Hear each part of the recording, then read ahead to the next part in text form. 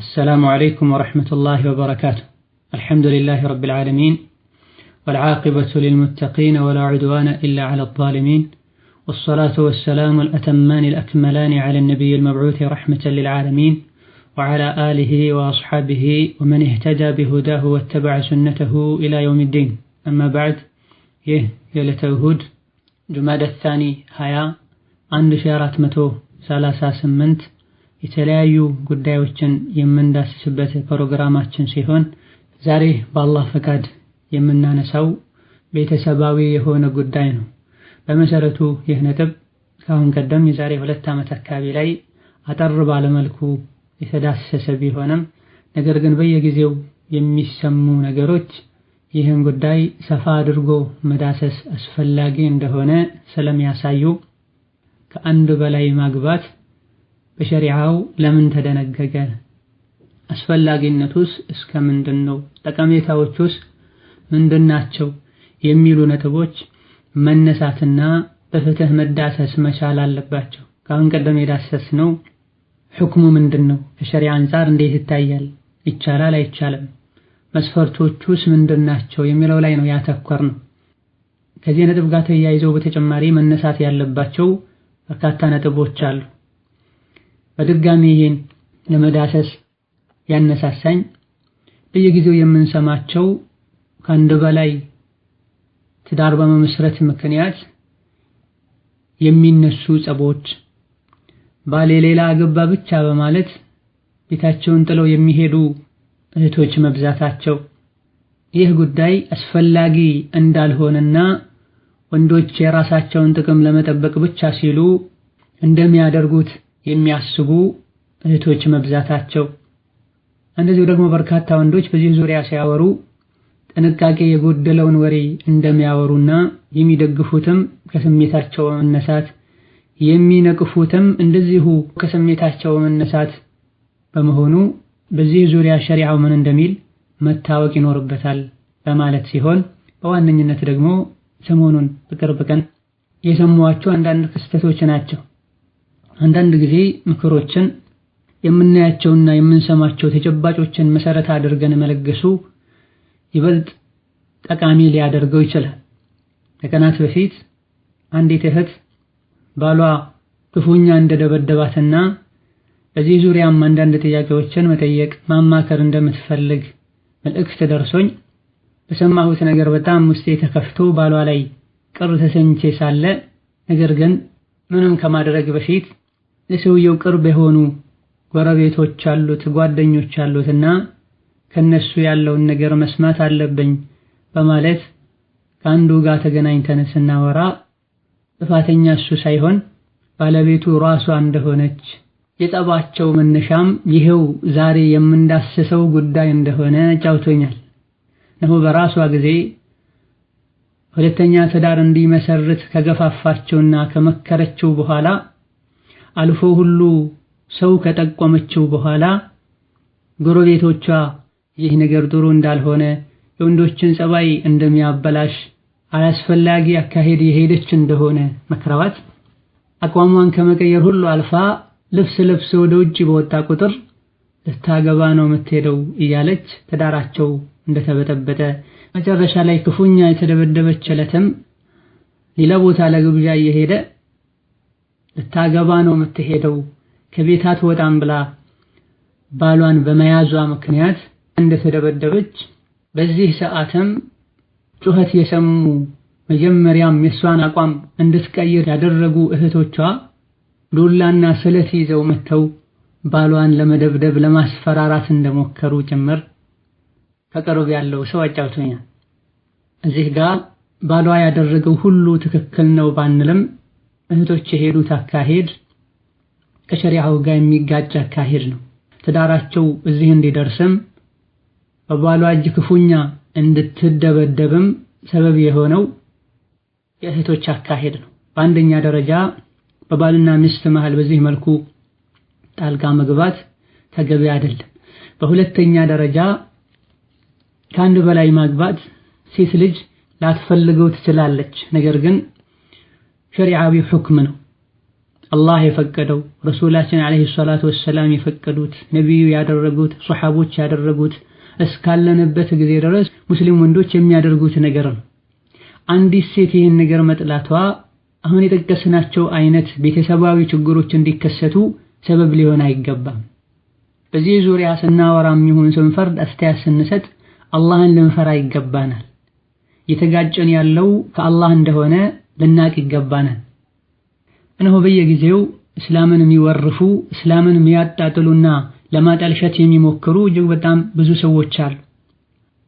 በጥቅሉ ከአንድ በላይ ማግባትን በተመለከተ እኛ ብዙ ምንለው አይኖረን።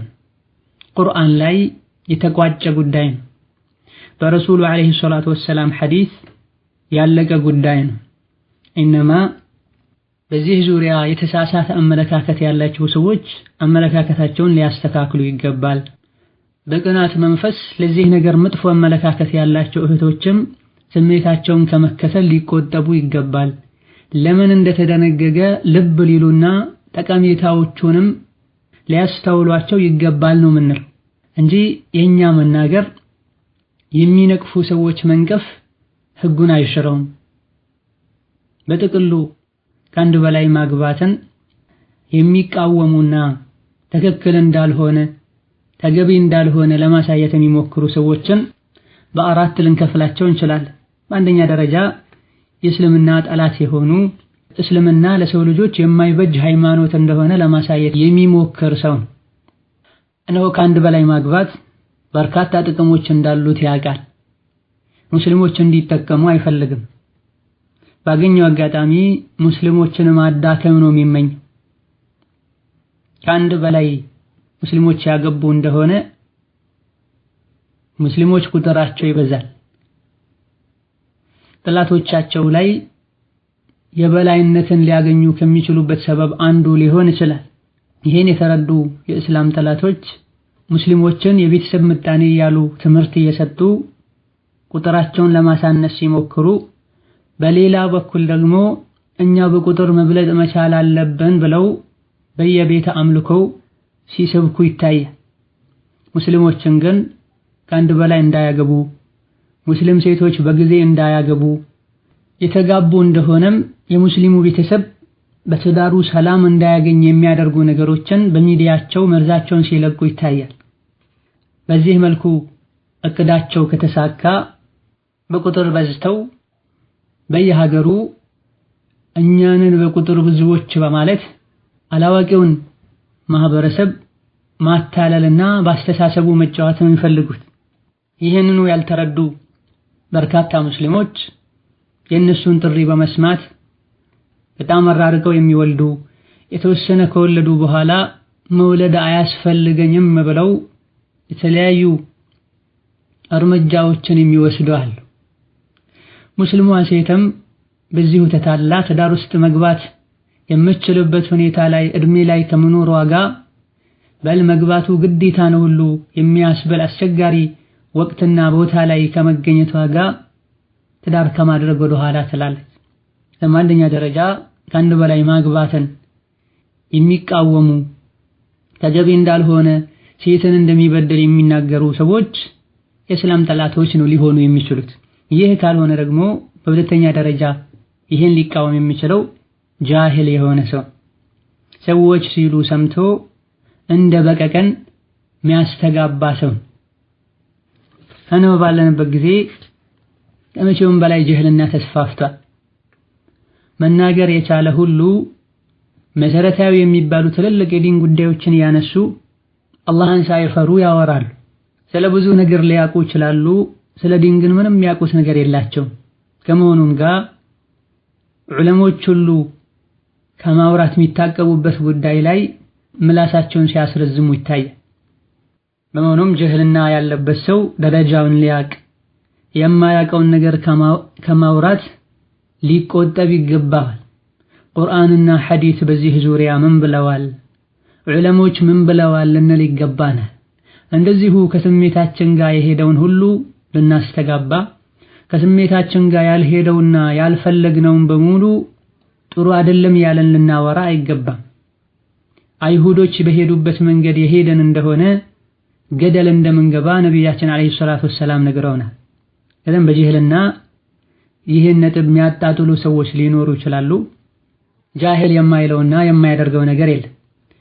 ይህ ካልሆነ በሶስተኛ ደረጃ በመሰረቱ ሙስሊም የሆኑ ኢማንም አላቸው የሚባሉ ሰዎች ሊሆኑ ይችላሉ። ነገር ግን አስተሳሰባቸው ላይ ምዕራባውያን ተጽዕኖ ያደርገውባቸዋል። በእስልምና ዙሪያ ምዕራባውያን የሚሉትን በሙሉ እውነት ነው ብለው የሚቀበሉ ይሆናሉ። ኋላ ቀሮች መባል አይፈልጉም።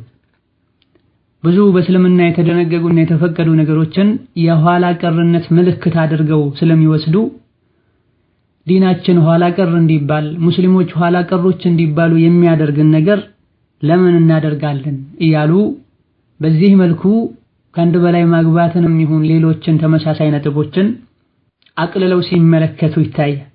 ዞሮ ዞሮ እነዚህ ከፊት ከጠቀስናቸው ካላዋቂዎች ጋር ተቀራራቢ ናቸው።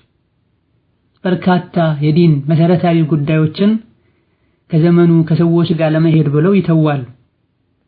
ምናልባትም ይሄን ሲያደርጉ ሰዎች እስላምን እንዳይጠሉ፣ እስላምን ሰዎች እንዲወዱት ብለው ሊሆን ይችላል። በጀህልና አስተሳሰባቸው እነሆ ሸሪዓ ያዘዘውና የፈቀደው የደነገገው ነገር በሙሉ ከእስላም አያሸሽም።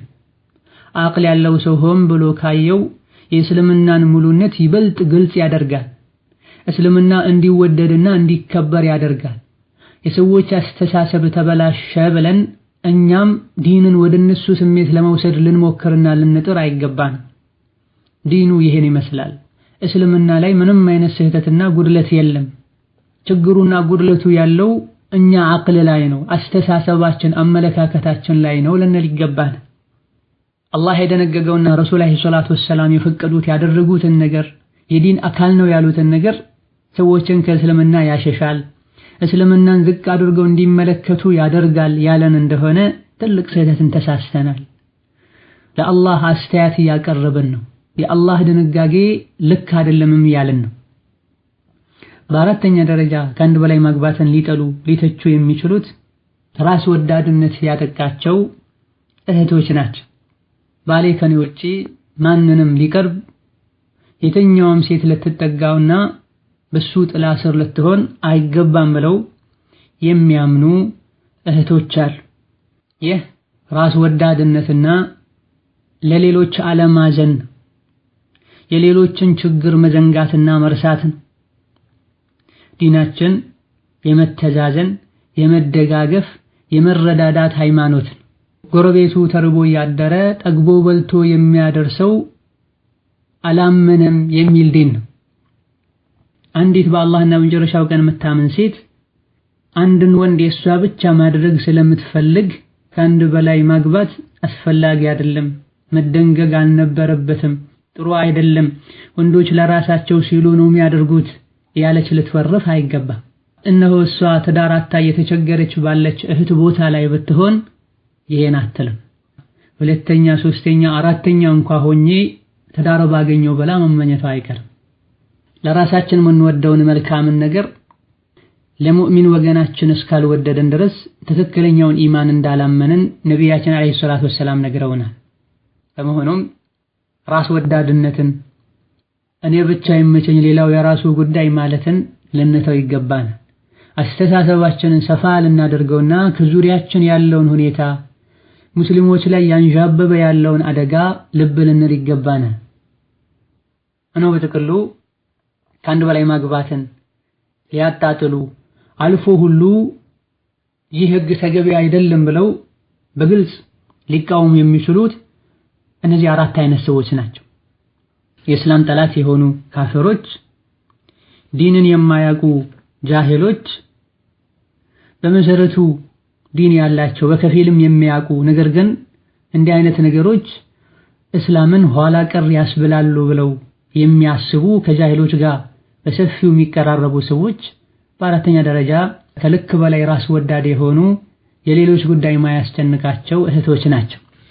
እነሆ ለነዚህ በሙሉ የምንለው ነገር ቢኖር የሚከተለውን ነው የምንላቸው። እነሆ የዲን እስላም ሊቃውንት በሙሉ ከአንድ በላይ ማግባትን መቃወም ወይም ደግሞ መጥላትና አስፈላጊ አይደለም ብሎ ማመን ከእስልምና የሚያወጣ ኩፍር ነው። በመሆኑም ለነፍሳቸው ሊጨነቁና ሊያስቡ ይገባል። አላህ የደነገገውን ነገር መጥላት ተገቢ አይደለም ማለት ዙልም ነው፣ በደል ነው፣ አልያ ደግሞ የሴትን ሐቅ ይነካል ማለት አላህን መጻረር ኩፍርን። አላህ ከሃዲያንን የቀጣቸውና ለስቃይ የዳረጋቸው አላህ የደነገገውን ድንጋጌ በመጥላታቸው ምክንያት ነው ብሎናል ተባረከ ወተዓላ። በመሆኑም ይህ አይነቱ አስተሳሰባቸው ለዚህ ለኩፍር ያበቃቸው ሰዎችን አስተያየት ልንጠነቀቅ ይገባል። በንግግሩ አላህን የማይፈራ አስተሳሰቡን ቁርአንና ሐዲስ ያላስተካከለው ሰው የማይለው ነገር የለም። ከአንድ በላይ ማግባት ሌሎችም እስላም ላይ ሰዎች አወዛጋቢ የሚሏቸው ነገሮች ያሏቸውን መልካም ጎኖችን ዘንግተዋቸው የሚያወሩት እንደነሱ አስተሳሰብና አመለካከት መጥፎ ጎን ስለሚሉት ብቻ ነው። ሰዎችን ማስፈራራት ብቻ ነው የያዙት። ሰዎችን እስላም ላይ ጥርጣሬ እንዲኖራቸው በዲናቸው ደስተኛ እንዳይሆኑ የማድረግ ስራ ነው የያዙት። እንዲህ አይነትና ሌሎችንም ነጥቦች ያነሱ በአግባቡና በስርዓቱ ያልተደረገ እንደሆነ ሊከሰቱ የሚችሉ አንዳንድ ጉዳቶቹን በማንሳት ኡማውን የሚያስፈራሩና በዲናቸው ሸክና ጥርጣሬ እንዲገባባቸው የሚያደርጉ ሰዎች لئن لم ينتهي المنافقون والذين في قلوبهم مرض والمرجفون في المدينة لنغرينك بهم ثم لا يجاورونك فيها إلا قليلا ملعونين የሚለው የቁርአን አንቀጽ ሊመለከታቸው እንደሚችል ልብ ሊሉ ይገባቸዋል። ሙናፊቆች የሰሩት ካለው የኒፋቅ ስራቸው ካልታቀቡ እነዚያ ልባቸው ላይ በሽታ ያለባቸው በሙስሊሞች መሃል ገብተው የሚበጠብጡ የሆኑ ሰዎች ይህን ስራቸውን ካላቆሙ አላህ ተባረከ ወተዓላ እርምጃ እንደሚወስድባቸው ከምድረ ገጽ እንደሚያጠፋቸው ነግሮን የተረገሙ እንደሆኑም ነግሮናል አላህ ተባረከ ወተዓላ። የአላህን እርግማን ከሚያመጡ ነገሮች አላህ ይጠብቀን። ከአንድ በላይ ማግባትን የሚቃወሙ ሰዎች ምን አይነት ሰዎች ናቸው የሚለው ሲሆን ብዙ ጊዜ ከአንድ በላይ ማግባትን የሚቃወሙ ሰዎች ለዚህ ተቃውሟቸውና ነቅፌታቸው የሚያቀርቧቸው ብዥታዎች አሉ። እነሱ ማስረጃ የሚሏቸው ምክንያት የሚሏቸው በሐቂቃው ግን ብዥታዎች ናቸው። አንዳንዴ ከቁርአን ከሐዲስም ደሊል ለማምጣት ሊሞክሩ ይችላሉ። ሌላ ጊዜ ደግሞ ከአንድ በላይ አግብተው ነገር ግን መስፈርቱን ሳያሟሉ ያገቡ ሰዎችን ደካማ ጎን በማንሳት በማየት ደሊል ለማድረግ ሊሞክሩና በቁርአን በሐዲስ የተደነገገውን ህግ ለመሻር ሊሞክሩ ይችላል። ዋና ዋና የሚባሉ ብዥታዎቻቸውን እስከነምላሹ ስንመለከት በአንደኛ ደረጃ ወለን ተስተጢዑ አን ተዕድሉ በይነ النساء ወለው ሐረስቱም የሚል የቁርአን አንቀጽን ደሊል ያደርጋል። በሸሪዓው እንደሚታወቀው ከአንድ በላይ ለማግባት መስፈርቶች አሉት። የዛሬ 2 ዓመት አካባቢ ላይ በተዘጋጀው ሙሐደራ ይሄን ሰፋ ባለ መልኩ ዳሰናል። በዋነኝነት ከአንድ በላይ የሚያገባው ወንድ ፍትህን የተላበሰ መሆን አለበት። አንዷን ከሌላኛዋ በወጪ በሐቋ ሊያስበልጥ አይገባውም፣ ፍትሃዊ መሆን አለበት ብለናል። እንደዚሁ ደግሞ አቅም ያለው መሆን አለበት፣ ሁለቱን ማስተዳደር የሚችልበት አቅም ያለው ሊሆን ይገባል ብለናል። አቅምም ስንት አይነት አቅም እንደሆነ እዛው ላይ ጠቅሰናል። ከአንድ በላይ የማግባት አንዱ መስፈርት ዓድል ነው ብላችኋል። እነሆ ደግሞ ወለን ተስተጢዑ አን ተዕድሉ ብሏል። በሚስቶቻችሁ መሃል ፍትሃዊ መሆንን አትችሉም ብሏል አላህ አለው። እነሆ እዚህ ላይ የሚባለው በሸሪዓው እዚህ ቦታ ላይ የተፈለገው ዓድል እነሱ የሚያስቡት ዓድል አይደለም። ከአንድ በላይ ያገባ ሰው ፍትሃዊ ይሁን ተብሎ የታዘዘው በሚችለው ነገር ነው ፍትሃዊ ይሁን የተባለው። ወጪ ከማውጣት አንፃር፣ የሚያስፈልጉ ነገሮችን ከማሟላት አንፃር፣ በተራ የዞረ ከማደር አንፃር ፍትህን መጠበቅ ግዴታ ይሆንበታል። ይሄ የሚቻለው ፍትሃዊነት። ሌላ ደግሞ ከሰው ልጅ ቁጥጥር በላይ የሆነ ጉዳይ አለ፣ የውዴታ ጉዳይ ማለት። በውዴታ አንዷን ከሌላኛዋ ሊያስበልጥ ይችላል። አብረው በሚተኙበት ጊዜ ከሚያደርጉት ነገር አንፃር አንዷን ከሌላኛዋ ሊያስበልጥ ይችላል። ፈልጎ ሳይሆን ከቁጥጥሩ በላይ የሆነ የውስጥ ፍላጎት ሆኖ ማለት ነው። በመሰረቱ የአላህን ትዕዛዝ ሁሉንም ለመፈጸም ዝግጁ ከመሆኑ ጋር ነገር ግን ከውስጥ የሚመነጨውን ስሜቱን መቆጣጠርና መስመር ማስያዝ ሊሳነው ይችላል። ከመሆኑም ጋር ግን ይሄን ተከትሎ በሌሎች ነገሮች መበደል እንደሌለበት አላህ ነግሮናል። ፈላ ተሚሉ ኩለል መይል፣ ሙሉ በሙሉ ግን አትዘነበሉ አለ። ስለዚህ በሱረቱ ኒሳ 129ኛው አንቀጽ ላይ ፍትሃዊ መሆን አትችሉም የተባለው የፍቅር ጉዳይ ላይ የአልጋ ጉዳይ ላይ ይህ ጉዳይ ላይ አትችሉም ተብሏልና ሌሎችም ነገሮች ላይ እንደፈለጋችሁ ሁኑ ማለት እንዳይመጣ ፈላ ተሚሉ ኩለል መይል፣ ሙሉ በሙሉ ውስጣችሁ ከልክ በላይ የሚወዳትና ከሚስቶቻችሁ በፍቅር የምታስበልጧት ወደ ሆነችዋ ሴት ተዘንበላችሁ ሌላኛዋን አትተዋል። እዘን በሚቻሉ ነገሮች ሁሉ እኩል ማድረግ ግዴታ ይሆንበታል። የቀልቡ ጉዳይ ላይ ግን ላይወቀስ ይችላል። ነገር ግን እጅ አትስጡት። ለዚህ ይህን ተከትላችሁ ሌሎች ነገሮችም ላይ አታዳሉ ብሎ ነው። ስሜቱን በተቻለው ያክል ሊቆጣጠረው ይሞክራል። ነገር ግን ሊያስገድደው አይችልም። ወኢን ቱስሊሑ ወተተቁ ፈኢነላህ ካነ ገፉረን ረሒማ ብሎናል መጨረሻ ላይ። በቻላችሁት ያክል ካስተካከላችሁ አላህን ከፈራችሁ አላህ መሃሪና አዛኝ ነው። የፍቅር ጉዳይ ላይ ውስጥ ውዴታ ላይ አዳልተሃል ብሎ አላህ አይቀጣችሁም ተብሏል። እዚህ ቦታ ላይ ፍትሃዊ መሆን አትችሉም የተባለው በማስተዳደር ሳይሆን በፍቅር ጉዳይ በልብ ጉዳይ። ይሄን ደግሞ የሰው ልጅ ፈልጎ የሚያደርገው ነገር ካለመሆኑ አንፃር ይሄን ተከትሎ ሌሎች ሐቆችን እስካልነካ ድረስ አላህ እንደማይቀጣው ተነግሯል። ለዚህም ነው አብዱላህ ኢብኑ አባስ ረዲየላሁ ዐንሁ ወአርዳህ የሱረቱ አኒሳእን አንቀጽ ሲፈስሩ ፊል ሑቢ ወልጂማዕ በሚስቶቻችሁ መሃል እኩል ማድረግና ፍትሃዊ መሆን አትችሉም የተባለው እዚህ ጋር ፊል ሑቢ በፍቅርና ወልጂማዕ በተቃራኒ ጾታ ግንኙነት ነው አሉ። ነቢያችን አለይሂ ሰላቱ ወሰላም አላህ ከፈጠራቸው ሰዎች ሁሉ ፍትሃዊው ሰው ከመሆናቸው ጋር ካሏቸው ሚስቶች ሁሉ አይሻን አስበልጠው ይወዱ እንደነበረ ተነግሯል። እነሆ ልቦች ያሉት በአላህ ጣቶች መሃል ነው። እንደፈለገ ልቦችን ይገለባብጣል። ኢማም ተርሚዚና ኢማም አህመድ የዘገቡት ሐዲስ ላይ እንደተነገረው እነሆ ነቢያችን አለይሂ ሰላቱ ወሰላም ለሚስቶቻቸው የሚያከፋፍሉ ነገሮችን አከፋፍለው ሲያበቁ አላሁመ ሃዛ ቀስሚ ፊማ አምሊክ ፈላ ተሉምኒ ፊማ ተምሊኩ ወላ አምሊክ ብለው ዱዓ ያደርጉ ነበር።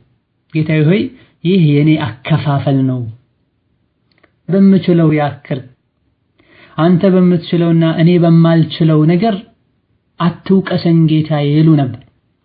ማከፋፈል የሚችሉትን በፍትህ በሚስቶቻቸው መሃል ያከፋፍላሉ። ነገር ግን ልባቸው ወደ አንዷ ሊያዘነብል ይችላል። ለዚህም ይሄን ዱዓ ያደርጉ ነበር። አንደኛው ብዥታቸው በዚህ መልኩ ይመለሳል። የልብ ጉዳይ ላይ የፍቅር ጉዳይ ላይ አልጋ ላይ ፍትሃዊ ልትሆኑ አትችሉም ነው አላህ ያለው እንጂ ከማስተዳደር አንፃር ወጪ ከማውጣት አንፃር በተራ ዞሮ ከማደር አንፃር ፍትሃዊ መሆን አትችሉም አልተባለም። የሚቻል ነገር ነው። ካመነበት ሁሉም ሊያደርገው የሚችል ነገር ነው። በሁለተኛ ደረጃ ደሊል ብለው ያነሱት ብዥታ ዓሊ ብን አቢ ጣሊብ ረዲየላሁ ዐንሁ ወአርዳህ የአቡ ጃህልን ሴት ልጅ ፋጢማ ላይ ደርቦ ማግባት አስቦ ነብዩ አለይሂ ሰላቱ ወሰላም ከልክለውታል የሚል ደሊል ያቀርባል ወይም ሹብሃ ያቀርባል። ቅድም እንደተጠቀስነው ከአንድ በላይ ማግባትን ጉዳይ ያጥላሉ ያሉት ካፊሮችና አላዋቂ ጃሂሎች ብቻ አይደሉም። አንዳንድ ዕውቀት አላቸው የሚባሉም ጭምር አስተሳሰባቸውን ምዕራባውያን አበላሽተውት እንዲህ አይነት ነገሮች የእስልምናን ስም ያጠፋሉ፣ እስልምናን ኋላ ቀር ያስብሉታል ብለው የሚከራከሩ አሉ። እንዲህ አይነቶቹ አንዳንድ ዕውቀት ሊኖራቸው ይችላል ማለት ነው። መጽሐፎችን ያገላበጡ ከስሜታቸው ጋር የሚሄዱ ደሊሎችን ለቃቅመው ሊያመጡ ይችላሉ ማለት ነው። በዚህ መልኩ እንዲህ አይነት ጭላንጭል ዕውቀት አላቸው የሚባሉና አስተሳሰባቸው የተበላሸ የሆነ ሰዎች ከሚያቀርቡት ደሊል አንዱ ዓሊ ብን አቢ ጣሊብ የነቢይን ልጅ ፋጢማን ረዲየላሁ ዐንሃ ወሰለላሁ ዐላ አቢሃ ያገባው ሰው የአቡ ጃህልን ልጅ ለሁለተኛ ሊያገባ ነበረ። ነቢዩ ተቃውመዋል። ስለዚህ ከአንድ በላይ ማግባት ጥሩ አይደለም ማለት ነው ብለው ደሊል የሚያቀርቧል። ሐዲሱን ቆርጠው ነው ደሊል የሚያደርጉት። ነቢያችን አለይሂ ሰላቱ ወሰላም የከለከሉት ከአንድ በላይ ማግባት አይቻልም ብለው አይደለም። የተቃወሙበት ሌላ ምክንያት አላቸው። ሐላልን ሐራም አላደርግም፣ ሐራምንም ሐላል አላደርግም ብለዋል። ከዚሁ አያይዘው ሐላል እንደሆነ ገልጸው ቡኻሪና ሙስሊም የዘገቡት ሐዲስ ላይ እንዳለው እነሆ አሊ ረዲየላሁ ዐንሁ ወአርዳህ የአቡ ጃህልን ልጅ ለማግባት እንዳሰበ ወሬ ሲደርስ የልጅቷ ቤተሰቦች ረሱልን አለይሂ ሰላቱ ወሰላም መተው አሳውቀዋል። ይሄን የነብዩ ሰለላሁ ዐለይሂ ወሰለም አልፈቅድም ብለው ይሄን ካሉ በኋላ አስከትለው ምን አሉ? ወኢኒ ለስቱ ኡሐርሙ ሐላላን ወላ ኡሂሉ ሐራማ፣ እኔ ሐራምን ሐላል አላደርግም ሐላልንም ሐራም አላደርግም፣ ነገር ግን የረሱል ልጅና የአላህ ጠላት ልጅ አንድ ላይ አይሰበሰቡም አሉ ነብዩ ሰለላሁ ዐለይሂ ወሰለም። እነሆ በዚህ ንግግራቸው ከአንድ በላይ ማግባትን በተመለከተ ያለው ሁክም ምን እንደሆነ በግልጽ አስቀምጠዋል። ከአንድ በላይ ማግባት ሐላል ነው ከንግግራቸው እንደምንረዳው፣ ህጉ እንዳለ ነው። እዚህ ጋር እኔ ያልኩበት ምክንያት የረሱል ሰለላሁ ዐለይሂ ወሰለም ልጅ የአላህ ጠላት ከሆነው ከአቡ ጃህል ልጅ ጋር አንድ ላይ መሆኗን እኔ አልፈልገውም እንጂ ፋጢማ ላይ የአቡ ጃህልን ልጅ አያግባ ስል ከአንድ በላይ የማግባትን ህግ የሻርኩና የሰረዝኩ አይደለም፣ ህጉ እንዳለ ነው። ስለዚህ የከለከሉት እንደ ህግ አውጪ አይደለም። አሊ ሊያገባት ያሰበው የአቡ ጃህል ቤተሰቦች መተው ሲያማክሯቸው የሰጡት ምላሽ ነው። ቤተሰባቸው ላይ ታላቅ እንደመሆናቸውና ተሰሚነት ያላቸው ሰው እንደመሆናቸው መጠን ቤተሰቦች ሊሰሙት ሊያደርጉት የሚችሉት ነገር ነው እንጂ እንደ ሸሪዓ እንደ ህግ አይደለም የተናገሩት። ወይላ ነብዩ ራሳቸው አለይሂ ሰላቱ ወሰላም ከአንድ በላይ አግብተዋል። ሲሞቱም ከአንድ በላይ ሴቶች በሳቸው ኒካህ ስር ነበሩ። ሱሐቦቻቸውም ከአንድ በላይ አግብተዋል። ከአራት በላይ ሴቶች የነበሩት ሰውም ሰልሞ ከሚስቶችህ ማለ አራት መርጠህ ሌሎችን ፍታም ብለዋል አለይሂ ሰላቱ ወሰላም። የረሱልን የራሳቸውን ሐያት ሱሐቦች ያደረጉትን ነብዩ ራሳቸው በርካታ ሱሐቦቻቸው ዘንድ ያጸደቁትን ነገር ውድቅ በማድረግ በዚህ መልኩ የተከሰተን አንድ ክስተት መሰረት አድርገን ከአንድ በላይ ማግባት አይቻልም ልንል አይገባንም። በሶስተኛ ደረጃ የሚያነሱት ከአንድ በላይ ማግባት ብዙ ጊዜ በሚስቶቹና በልጆቹ መሃል ጸብ እንዲፈጠር ሰበብ ይሆናል ይላል። ይህ የነሱ አስተሳሰብ። አንድን ነገር ከጠሉት ይህን ነገር ማጥላላት ነው ስራ የሚሆነው። ስንትና ስንት በሰላም በፍቅር በመረዳዳት የሚኖሩ የአንድ ወንድ ሚስቶች አሉ። ልጆቻቸውም እንደዚሁ። ውስጣችን አንድ ነገር ቀድሞ ከጠላው የሚያራግበውና የሚመለከተው ደካማ የሚባሉ ነገሮችን እዚህ ላይ እንደምላሽ ማለት የሚቻለው ከአንድ በላይ አገቡ ማለት ሁሌም አብሮ ችግር ቤት ውስጥ ይገባል ማለት አይደለም። ስንትና ስንት አንድ ብቻ ትዳር መስርተው ሁሌ በጸብና በጭቅጭቅ የሚኖሩ ሰዎች አሉ። በአንጻሩ ደግሞ ከአንድ በላይ አግብተው ብቻ አይደለም አንድ ፎቅ ላይ አንድ ግቢ ላይ ሁለትና ሶስት ሚስቶችን የሚያኖሩ አሉ። በሰላም በፍቅር በመረዳዳት የሚኖሩ። ዋናው የውስጥ ቅንነት ነው። ሸሪዓውን ማክበር ነው። ዓላማውን መረዳት ነው። ሐዲሱል ኢፍክ ላይ እንደተጠቀሰው አይሻ ረዲየላሁ ዐንሃ የመዲና ሙናፊቆች ዝሙት ሰርታለች ብለው አስበርተው ነበር ነብይን ለመበጥበጥ ሐሳባቸውን ለመበታተንና ከዳዕዋቸው ወደ ኋላ ለማድረግ ፈልገው። ይህ ወሬ በሙናፊቆች ብቻ አላበቃም። ሱሐባ የሚባሉ ሁሉ አንዳንድ በዚህ ነገር ተፈትነው ነበር። የተለያዩ ሰዎችንም ነብዩ ጠይቀዋል፣ አማክረዋል። አንዳንዶች ሴት አልጠፋም የሚል ምላሽ ሰጥተዋል፣ ፍታት ተገላገል። ሌሎች ደግሞ ከሷ ጥሩን ነገር እንጂ አላቅም ብለዋል። በዚህ መልኩ ከተጠየቁ ሰዎች መሃል አንዷ ዘይነብ ቢንቱ ጃህሽ ናት። የነብዩ ሰለላሁ ዐለይሂ ወሰለም ሌላኛው ባለቤት ማለት ነው። ነብዩ ዐለይሂ ሰላቱ ወሰላም ያ ዘይነቡ ማዛ ዓሊምቲ አው ረአይቲ፣ ሰሞኑን የተከሰተውን ጉዳይ በተመለከተ ምን መታቂው ነገር አለ ነው ምን ሳይተሻል ከዚህች ሴት ብለው ረሱል ዐለይሂ ሰላቱ ወሰላም ዘይነብን የአይሻን ባላንጣ አማከሯት። ዘይነብ ምን አለች? ያ ረሱለላህ አሕሚ ሰምዒ ወበሰሪ ማ ዓሊምቱ ኢላ ኸይራ አለቻቸው። አንቱ የአላህ መልእክተኛ ሆይ እኔ ጆሮዬንም አይኔንም ጠብቃለሁ ከአይሻ መልካምን ነገር እንጂ አላውቅም አለቻቸው። አይሻ ይሄን አስመልክታ ስትናገር ምን አለች? ቡኻሪና ሙስሊም ላይ እንዳለው وهي التي كانت تساميني من أزواج رسول الله فعصمها الله بالورع አለች። ከነብዩ ሚስቶች ከኔ ትፎካከርና ትወዳደር የነበረችው እሷ ናት። ቀናቱን ካሌላ ነገር አላስባላትም። ባላት የዲን ጥንቃቄ አላህ ፊትናው ላይ ከመዘፈቅ ጠበቃት ብላ መሰከረችላት። አይሻና ዘይነብ የአንድ ባል ሚስቶች ናቸው። አስቸጋሪ የሚባል ጉዳይ ሁሉ ተከስቶ ሌሎች የአይሻን ስም ያጠፉ ለሷ ስትከራከር ነበር። ጸብ የለም። ከአንድ በላይ ማግባት ብቻ ጸብ የሚያመጣ ቢሆን ይሄን ተጠቅመው ሌሎች ሚስቶቻቸው ሁሉ አይሻ ላይ ባበሩ ነበር። አላደረጉም። ነብዩ አለይሂ ሰላቱ ወሰላም ብዙ ጊዜ ሰፈር ሲሄዱ መንገድ ሲወጡ ከሳቸው ጋር የሚሄዱ ሚስቶቻቸውን ለመምረጥ እጣ ያወጡ ነበር። ከዕለታት አንድ ቀን እጣው ለአይሻና ለሐፍሳ ወጣ። ሁለቱም ራሱን የቻለ ግመል ተዘጋጅቶላቸው ግመሉ ላይ ለሴት የሚሆን ኮርቻ ተደርጎ ይጓዛሉ። ማታ ላይ የተጓዙ ሳለ ነብዩ አለይሂ ሰላቱ ወሰላም ከአይሻ ግመል ጠጋ ብለው ያወሩ ነበር መንገድ የተጓዙ። ይህን የተመለከተችው ሐፍሳ ረዲየላሁ ዐንሃ የሆነ ሰዓት ላይ ወደ አይሻ ጠጋ ብላ እስቲ እኔ ያንቺ ግመል ላይ ልሁን አንቺም የኔ ግመል ላይ ሁኚና ልዩነቱን እንየው አለቻት። አይሻ ረዲየላሁ ዐንሃ እሺ ብላ ተቀያየሩ። የጉዞ ሁኔታ እንደሚታወቀው በተለይ ረጅም ጉዞ ሲሆን መሃል ላይ የተለያዩ ጣልቃ የሚገቡ ነገሮች ሊኖሩ ይችላሉ። ነብዩ መሪ እንደመሆናቸው መጠንም ለተለያዩ ጉዳዮች ወደፊት ወደ ኋላ ወደ ግራ ወደ ቀኝ ሊሉ ይችላል። ነብዩ ሰለላሁ ዐለይሂ ወሰለም እንደገና ተመልሰው ወደ አይሻ ግመል ሲመጡ የአይሻ ግመል ላይ ያለችው ሐፍሳ ናት።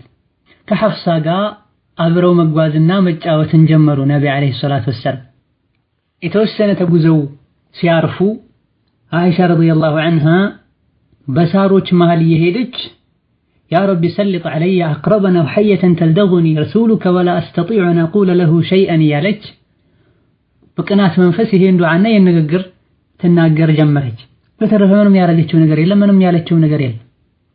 ፍቅህ ላይ እንደሚታወቀው መንገደኛ ከሆነ አንድ ባል የሚስቶቹን ተራ የሚከፋፈለው ከጉዞ የሚያርፉበት ወቅት ላይ ብቻ ነው እንጂ መንገድ ላይ የተጓዙ ሳለ የገሊት ተራ ነው ብሎ የግድ ከሷ ጎን ለጎን መጓዝ ከሷ ጋር ብቻ ማውራት ግዴታ አይሆንበትም። ሀገር ላይ እንኳን ቢሆን በቀኑ ክፍለ ጊዜ ተራዋ ያልሆነችዋ ሴት ጋር ገብቶ ቢወጣ ብዙም ችግር እንደሌለው ዑለሞች ተናግረዋል።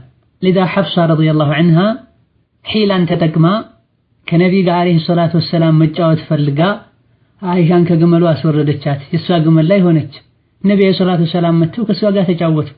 አይሻ ረዲየላሁ ዐንሃ ኋላ ላይ እንዴት እንዲህ አይነት ዘዴ ተጠቅመሽ እኔን ከግመሌን አስወረደሽ ነብዩን ወሰድሽብኝ አላለችም፣ አልተጣሉ። ይህና ሌሎችም ሐዲሶች በነብዩ ሰለላሁ ዐለይሂ ወሰለም ባለቤቶች መሃል ምንም አይነት ችግር እንዳልነበረ በፍትህ በሰላም በፍቅር በውዴታ ይኗኗሩ እንደነበር ያሳያል። አልፎ አልፎ አንዳንድ ቅናት የሚፈጥራቸው ችግሮች ሊኖሩ ይችላሉ፣ ነብዩ ያክሟቸዋል። ስለዚህ ባል ከአንድ በላይ በማግባቱ ችግር ሊመጣ የሚችለው ባልጋ ችግር ካለ ነው። ማስተዳደር የማይችል ከሆነ ነው። አንዷን ከሌላኛው በግልጽ የሚያስበልጥና ሐቃቸውን በአግባቡ ማይጠብቅ ከሆነ ነው። የሰው ልጅ በተፈጥሮ የኔ የሚለው ነገር እንዲኖረው ይፈልጋል። ሐቁ እንዲከበርለት ይፈልጋል። ይህ በአግባቡ እንዲጠበቅ የሚያደርገው ባል ነው። ጥበበኛ ከሆነ አስተዋይ ከሆነ በፍትህ ቤቱን መምራት የሚችል ከሆነ አላህን የሚፈራ ከሆነ ቤቱ ቀጥ ይላል። ሚስቶቹ መብትና ግዴታቸውን ያውቃል። ወደ ቤታቸው ጸብና ችግር ሊገባ አይችልም። የገባ እንደሆነም ፈጥኖ ይወጣል፣ መፍትሄ ይገኝለታል። ባል ላይ ግን እንዲህ አይነቱ መልካም ባህሪ ከሌለ ችግርና ብጥብጥ ሁሌ የቤታቸው መለያ ይሆናል። አንድም ያግባ ከአንድ በላይ ማለት ችግሩ ከአንድ በላይ ማግባት ጋር አይደለም፣ የአመራር ችግር የብቃት ችግር። በዚህ መልኩ የነብዩ ሰለላሁ ዐለይሂ ወሰለም ሚስቶች ተከባብረው ተዋደው ቢኖሩም አንዳንዴ እርስ በርሳቸው ይጋጩ እንደነበረ የሚያሳዩ አታሮች አሉ። ሶፊያ በመባል የምትታወቀው የነብዩ ሰለላሁ ዐለይሂ ወሰለም ባለቤት ከነብዩ ሚስቶች መሃል አንዷ ወይም ሸይቱ ሰመይቱ የአይሁድ ልጅ ነሽ አንቺ ብላታለች። ይህም ተሰምቷት ሶፊያ እያለቀሰች ለረሱል ሰለላሁ ዐለይሂ ወሰለም ስትነግራቸው ነብዩ ዐለይሂ ሰላቱ ወሰላም እንዴት ትለሻለች ብለው ወዲያውኑ ዱላ ይዘው አሮጡም። እንዲህም አያደርጉም ነበር ዐለይሂ ሰላቱ ወሰላም። በእጃቸው ባሪያም ይሁን ሚስቶቻቸውን መተው አያውቁም። ወንድነቱን ማሳየት ያለበት በጡንቻውና በጩከቱ ሳይሆን በቻይነቱ በአስታራቂነቱ ነው። ሴቶች ከአንድ በላይ የማግባትን ጉዳይ ለምን ይጠላሉ? ለምን ዓላማውን ይዘነጉታል እንደምንለው ሁሉ ወንዶችም በሚስቶቻቸው መሃል አላህን ፍሩ፣ ፍትሃዊ ሁኑ ልንል ይገባናል። ከአሁን ቀደም በተላለፈው ሙሐደራ ላይ በሰፊው ተብሏል። እነሆ እዚህ ጋር ረሱላችን ሰለላሁ ዐለይሂ ወሰለም ምንድን ያደረጉት? ኢነኪ ለብነቱ ነቢይን ወኢነ ዐመኪ ለነቢዩን ወኢነኪ ለተሕተ ነቢይን ፈፊመ ተፍኸሩ ዐለይኪ። አንቺ እኮ የነቢይ ልጅ ነሽ፣ የሙሳ ዝርያ ነሽ። አጎትሽም ደግሞ ነቢይ ነው ሃሩን፣ የሃሩን ዝርያ ነሽ። አሁንም ያለሽው በነቢይ ስር ነው ያለሽው፣ ባልሽ ነቢይ ነው ራሳቸውም ማለት። በምንድነው ታዲያ ራሷን የበላይ አድርጋ አንቺን የአይሁዲ ልጅ ምትለሽ አላት። በዚህ ውስጧ ላይ ያለውን ቅሬታና ችግር በሙሉ ጠርገው ወጡ ማለት ነው። ከዛ ይሄን ንግግር ወደ ተናገረችዋ ሚስታቸው በመሄድ ኢተቂላህ ያ ፉላን አላት፣ አላህን ፍሪ አንቺ አላት። ሌላ ጊዜም አንዷ ሚስታቸው አግኝታት ተመሳሳይ ቃል በመናገሯ ምክንያት ነብዩ አለይሂ ሰላቱ ወሰላም አደብ እንድትይዝ ብለው እንዳኮረፏት ተነግሯል።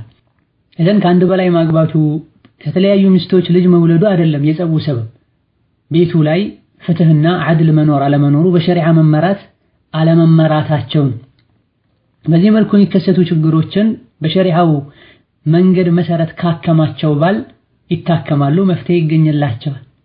ዝም ካላቸው አንዷን ከሌላኛው ጋር ሆኖ ካማ፣ የአንዷን ደካማ ጎን ለሌላኛው አሳልፎ ከነገረ፣ አንዷን ከሌላኛው አስበልጦ እንደሚወድ በይፋ ካንጸባረቀ፣ ይሄን ተከትሎም አንዳንድ ነገሮች ላይ ፍትህ የጎደለው አካሄድ ከሄደ ነው ችግር ሊመጣ የሚችለው እንጂ በራሱ ፍትሃዊ ከሆነ በሸሪዓው መሰረት ካስተዳደረ፣ ጥፋተኛ የሆነችዋን ጥፋተኛ ነሽ ካለ ከአንድ በላይ በማግባት ብቻ ቤተሰብ ላይ ጸብ ሊመጣ፣ ከተለያየ ሚስት የተወለዱ ልጆች እርስ በርሳቸው ሊባሉ አይችሉም። ዋናው ነገር ቤቱ ላይ አላህ ፍርሃቻ መኖሩ፣ ተርቢያ መኖሩ። እንደዚሁ ከነብይ ሚስቶች መሃል አንዷ ሌላኛዋን ሚስታቸው የክፊከ ሐስቡከ ሚንሃ ከዛ ወከዛ አለቻቸው። እሷ እኮ እንዲህ ናት ብላ ስለ ቁመቷ አጭርነት ተናገረች፣ እሷን ለማጣጣል ማለት። ይሄን የነብዩ ሰለላሁ ዐለይሂ ወሰለም ምን አሉ? ለቀድ ቁልቲ ከሊመተን ዋሂደተን ለው ሙዚጀት ቢማኢል በሕሪ ለመዘጀትሃ። አንዲት ንግግር ተናገርሽ፣ ይህ ንግግር ከመጥፎነቱ የመጣ ባህር ላይ ቢገባ የአዱንያን ባህር በሙሉ ይበክለው ነበር አሏት ረሱል ሰለላሁ ዐለይሂ ወሰለም። ይሄ ተርቢያ ነው። ሚስቶቹን በዚህ መልኩ ተርቢያ ካደረገ፣ አላህን ፍሩ ካለ ይስተካከላሉ፣ አላህን ይፈራሉ። ስለሌላኛዋ ሚስት መጥፎን ነገር ለማውራት አይደፍሩም። ሚስቶቹ ተከባብረው ከኖሩ ልጆቹም ይከባበራል። ስንትና ስንት ሸቂቅ የሆኑ ወንድምና እህቶች አሉ ሰላም አይባባሉ በአዱንያዊ ነገር። ስንትና ስንት በአባት ብቻ የሚገናኙ አሉ ተዋደው የሚኖሩ ተከባብረው የሚኖሩ እየተጎራረሱ የሚበሉ። ሸቂቅ ከሆኑ የበለጠ የሚዋደዱ ማለት። ዋናው የአመራር ጉዳይ ነው። እንዲህ አይነቱን ችግር ደግሞ የምናጠፋው ከአንድ በላይ ማግባት ተገቢ አይደለም በማለት ሳይሆን የችግሩ መንስኤ የሆነውን ነገር ለይቶ በማወቅና ከመሰረቱ በማጥፋት የአኽላቅ ችግር ነው አኽላቃችንን በማስተካከል እንጂ ቁርአንና ሐዲስ ላይ የተደነገገውን የተፈቀደውን ነገር አንዳንድ ባሎች ከአንድ በላይ ሲያገቡ ሚስቶቻቸው ልጆቻቸው እርስ በርሳቸው ይባላሉና ከአንድ በላይ ማግባት ይቅር በፍጹም አይባልም። በአራተኛ ደረጃ የሚያነሱት ብዥታ ከአንድ በላይ ማግባት ሰው እንዲበዛ ልጆች እንዲበዙ ያደርጋል። ይህ ደግሞ ሸክም ነው፣ ድህነትን ያመጣል፣ ኢኮኖሚን ያቃውሳል ይላል። ይህ በርግጥ የካፊሮች አስተሳሰብ ነው። ረዛቅ የሆነውን አላህን የረሱ ሰዎች እምነት ነው። ሆኖም ሳለ ግን በጣም አሳዛኝ ከመሆኑም ጋር ጥቂት የማይባሉ ሙስሊሞችም ይሄው አቋም አላቸው። በሐቂቃው የሰው መብዛት ድህነት አያመጣም። ድህነት የሚያመጣው ያስተሳሰብ ድክመት ነው። አላህን ዘንግቶ በራስ መተማመን ነው። የተለያዩ በህዝብ ብዛት የሚታወቁ ሀገራት አሉ፣ ያደጉና የበለጸጉ። ቻይናን፣ ጃፓንን ምሳሌ ማድረግ እንችላለን። ህዝባቸው ብዙ ስለሆነ ወደ ኋላ አልቀሩም። እነሆ ወደ ኋላ የመቅረት ሰበቡ አስተሳሰብ ድክመት ነው እንጂ ብዙ መውለድ አይደለም። ስራ ማጣትም ሰበቡ ስንፍና ነው፣ የቁጥር ብዛት አይደለም። ምድርን ሰፊ አድርጎ አላህ ፈጥሯታል። ፈምሹ ፊ መናኪቢሃ ወኩሉ ሚን ሪዝቂሂ ብሏል። ሂዱ በየመንገዱ የአላህን ርዝቅን ብሉ ብሏል። እንደዚሁ ደግሞ ምድር ላይ ምንም ተንቀሳቃሽ የለም ርዝቁ በአላህ ላይ ቢሆን እንጂ ብሏል። አይደለም የሰውን ልጅ እኛ ማናቃቸው በአይናችን ልንደርስባቸው ደርሰን ልናያቸው የማንችላቸው መኽሉቆችን ሁሉ ከአፈር ስር፣ ከባህር ስር፣ ከጉድጓድ ስር እየረዘቀ ነው ያለው አላህ ተባረከ ወተዓላ። ስንትና ስንት ሰፊ መሬት ያላቸው ቁጥራቸው ዝቅተኛ የሆኑ ሀገሮች አሉ፣ ከድሃ ሀገራት ተርታ ነው ያሉት። በአንጻሩ ደግሞ ሀገራቸው የቆዳ ስፋት ጠባብ ከመሆኑ ጋር ህዝቡ ብዙ ከመሆኑ ጋር ያደጉና የበለጸጉ የሌሎች ሀገሮች ህዝቦች ሁሉ የሄዱ የሚለወጡባቸው ሀገሮች አሉ። ለእድገትና ለብልጽግና የሚያበቃን አካሄድ በመሄዳቸው በቤተሰብ ደረጃም ቢሆን ቤት ላይ ወንጀል ከበዛ በረካ ይጠፋል። በወንጀል ምክንያት አላህ የሰውን ልጅ ርዝቁን ያጠባል። فقلت استغفروا ربكم إنه كان غفارا يرسل السماء عليكم مدرارا تبلا توبة سنادر قال الله سنملس الله رزقون يا زنبلنا ما أقبات لجن دي بزايا درقال يهدقمو بيكسب لاي شقر يامتال انكوا بنل كان دبلاي بما أقبات يميقنيو ليلوچن تكموش كزيقا بنا نتاثرو يهزي قبا ميبال عدلا كان دبلاي ما أقباتن بمتو يميمتاون مزز ከአንድ በላይ ማግባትን ተተን ከመናገኘው ጥቅም ጋር ስናነጻጽረው እዚህ ግባ የሚባል አይደለም። ኢብኑ ዑተይሚን ረሂመሁላህ ተዓላ የበርካታ ሙስሊሞች ኋላ መቅረት መድከማቸውና በጠላቶች መሸነፋቸው ምክንያቱ ሙስሊሞች ከአንድ በላይ ያገቡ ብዙ እየወለዱ ህዝብ በዝቶ ድህነት ስላጠቃቸው ነው የሚል ሰው አለ። ይህ እንዴት ይታያል ተብለው ሲጠየቁ ቃለ ረሂመሁላህ ተዓላ ኢነ ረእየሁ ኸጠኡን ከቢራ፣ እንዲህ የሚል ሰው አስተሳሰቡ በጣም የሳተ ነው። ምክንያቱም አላህ ነው ተባረከ ወተዓላ ርዝቅን የሚያጠባውም የሚያሰፋውም የቤተሰብ መብዛት አይደለም። ምክንያቱም ምድር ላይ ያለ ተንቀሳቃሽ በሙሉ ርዝቁ አላህ ላይ ነው። ነገር ግን አላህ ለፈለገው ሰው ርዝቁን ያሰፋል፣ እሱ ለሚያውቀው ሕክማና ጥበብ። የሌሎችን ደግሞ ርዝቃቸውን ያጠባል፣ እሱ ለሚያውቀው ሕክማና ጥበብ። እንዲህ አይነት አስተሳሰብ ላለው ሰው ምክሬ አላህን እንዲፈራ ነው። አላህ ተባረከ ወተዓላ ከፈለገ የሰው ልጆች ምንም ቢበዙ ርዝቁን ያሰፈላቸዋል። ነገር ግን አላህ ተባረከ ወተዓላ የሰው ልጆች ምንም ቢበዙ ለሁሉም የሚያጠግባቸውን የሚያስፈልጋቸውን ማድረግ ይችላል አላህ። ነገር ግን ድንበር ያልፋሉ ሲጠግቡ። ለዚህም አላህ በመጠን ነው ርዝቅ የሚሰጣቸው። እነሆ እሱ ባሮቹን ጠንቅቆ የሚያውቅና የሚመለከት ጌታ ነው ብለዋልና። አምስተኛው ሹብሃ ወይም ብዥታቸው እንደው ከሰው ልጅ ተፈጥሮ የሚሄደው አንድ ወንድ አንዲትን ሴት ብቻ ሲያገባ ነው። ይህም ነው ይበልጥ በፍቅር እንዲኖሩ የሚያደርገው። ከዚህ ውጭ ያለው አኗኗር እንስሳዊነት ነው የሚሏል። እንደዚሁ ደግሞ ወንድ እንደሚቀናው ሁሉ ሴትም ትቀናለች። ወሃከዛ ከአንድ በላይ ማግባት እንስሳዊነት ነው። በተለይ የመጨረሻውን ቃል ከብዙ ጅህልና ካለባቸው ሰዎች የምንሰማው ነው። ተደብቀው ጨለማን ተገና አድርገው ካገኟት ካማረቻቸው ሴት ሁሉ የሚላፉና በስውር ህገወጥ የሆነ ስራ የሚሰሩ ሰዎች እንስሳዊ አይባልም ሐያታቸው። በይነማ በአግባቡ ኒካህ አስሮ ከአንድ በላይ ያገባ እንደሆነ እንስሳዊነት ይባላል። አላህ ተባረከ ወተዓላ ወለቀድ ከረምና በኒ አደም ብሏል። የሰው ልጅን አክብረነዋል ብሏል። ከአንድ በላይ በማግባታቸው ብቻ እንሳንላቸዋለን። ይሄ አላህ ላይ ኢዕቲራድ ማድረግ ነው። ምንናገረውንም አለማወቅ ነው። ቅድም እንዳልነው ራስ ወዳድነትም ጭምር።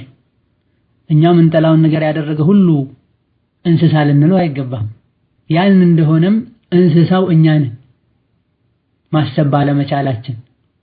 እዚህ ላይ የሚያነሷቸው ነገሮችን ለመመለስ በአንደኛ ደረጃ ነዓም የሰው ልጅ በተፈጥሮ ሁሉንም ነገር መቆጣጠርና የሱ ብቻ ማድረግ ይወዳል። ከህፃናት ጀምሮ ህፃናት እናቶቻቸው ላይ ሲጣሉ አባታቸው ላይ ሲጣሉ ይታያል።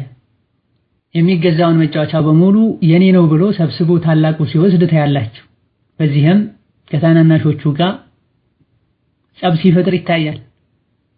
ሀከለ የሰው ልጅ ነፍሱ እንዳሳደጓት ነው የምታድገው። ሁሌ የህፃን ነፍስ ሆና የምትኖር ነፍሶች ያለቻቸው ሰዎች አሉ።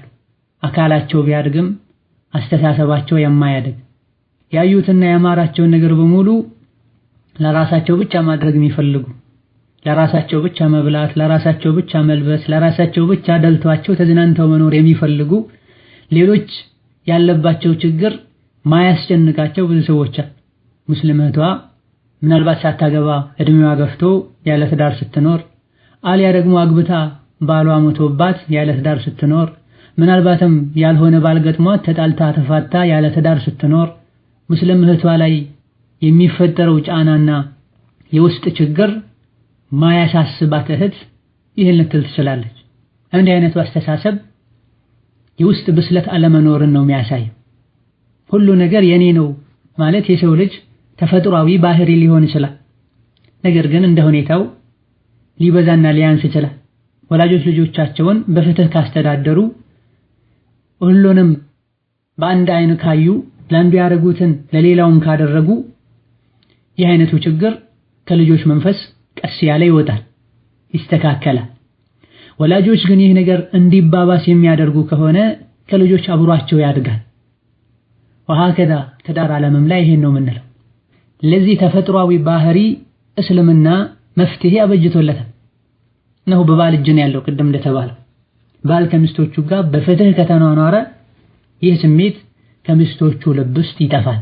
ወደ አንዷ ሲያዘነብል፣ ወደ አንዷ ሲያዳላ ነው እንደሷ ጠፍታ የኔ ብቻ በሆነ ሊሉ የሚችሉ።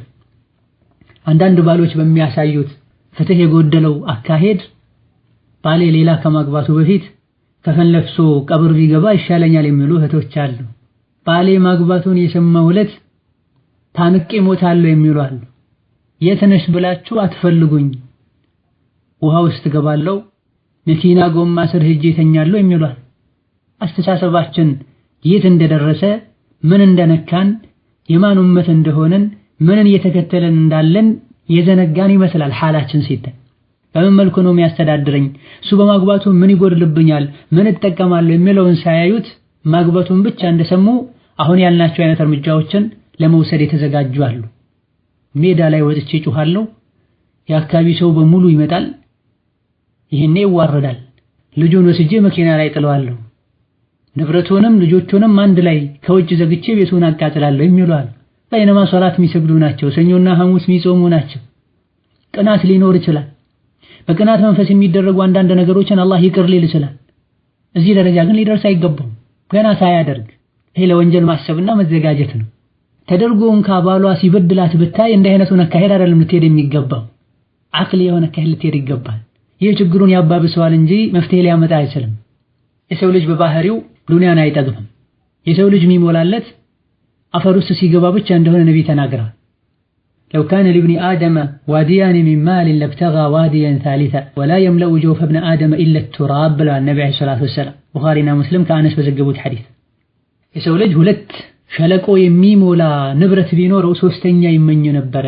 የሰውን ልጅ ሆዱን አፈር እንጂ ምንም አይሞላውም ብለው ከልክ በላይ መስገብገብና ያለንበትን ዓለም መርሳታችን ተገቢ አይደል። ዱንያ ላይ ነው ያለነው።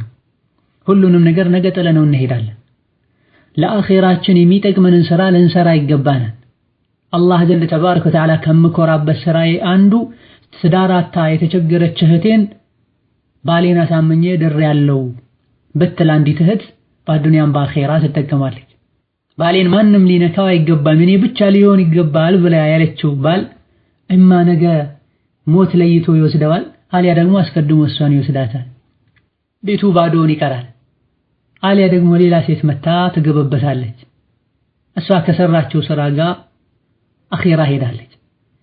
ይህ ነገር ውስጣችን ሊኖር ይገባል። እስከ መቼ ነው ዱንያ ላይ የምንኖረው? ለምንድን ነው ወደ ዱንያ የመጣ ነው?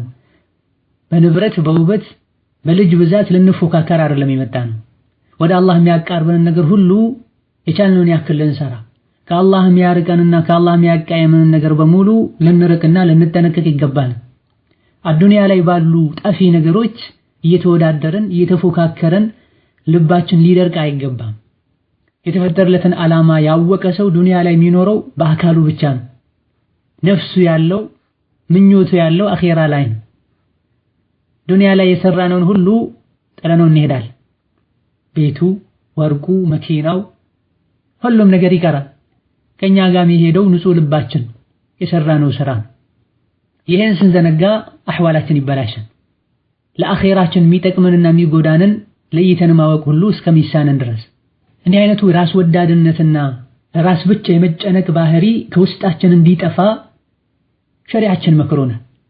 ለዱንያ ከልክ በላይ እንዳንጨነቅ፣ አላህ ከሰጠን እንድንሰጥ፣ ዘካ እንድናወጣ፣ ሰደቃ እንድናበላ፣ ለምስኪኖች እንድናዝን ዲናችን ገፋፍቶናል። ይህ ሁሉ ጠቢዓችን እንድናስተካከል ተብሎ ነው። በመሆኑም አንድ ወንድ ለአንድ ሚስት ብቻ ነው መሆን ያለበት የሚሉ ሰዎች ከልክ በላይ የአዱንያ ውዴታ ውስጣቸው ላይም ጭምር አለ ማለት ነው። እንዲህ አይነት ሰዎችን መስጠት ልመዱ ልንላቸው ይገባል። ዱንያ ጠፊ እንደሆነች ሊያውቁ ይገባል። ከአንድ በላይ ማግባት ቁርአን ሐዲስ ላይ የተደነገገ ጉዳይ ነው። ለብዙ ችግሮችም መፍትሄ ነው። ትዳራቸው የሚሰቃዩ ትዳራቸው እየተቸገሩ ያሉ ብዙ እህቶች አሉ። ትዳራቸው የተሰናከለባቸው ብዙ አሉ። ባሎቻቸው የሞቱባቸው ብዙ አሉ። ለነዚህ ችግሮች መፍትሄያቸው ምንድነው? እነሆ መፍትሄው ከአንድ በላይ ማግባት ነው። ብዙ ጥቅሞች ስላሉት ነው አላህ የደነገገው። ይሄን ልንረዳ ይገባል ነው ያለን ያለው። ይሄን ማጥላላትና አስፈላጊ አይደለም ብሎ ማመን ተገቢ አይደለም። ይህ መፍሁም ይህ ግንዛቤ ሊስተካከል ይገባል ያለን ያለው። ለዛሬ በዚህ በቃናል። ሳምንት በአላህ ፈቃድ ቀጣይ ክፍል ይዘን እንቀርባለን። ነስአሉላህ አን يهدينا إلى سواء السبيل إنه على كل شيء قدير والله أعلم. السلام عليكم ورحمة الله وبركاته.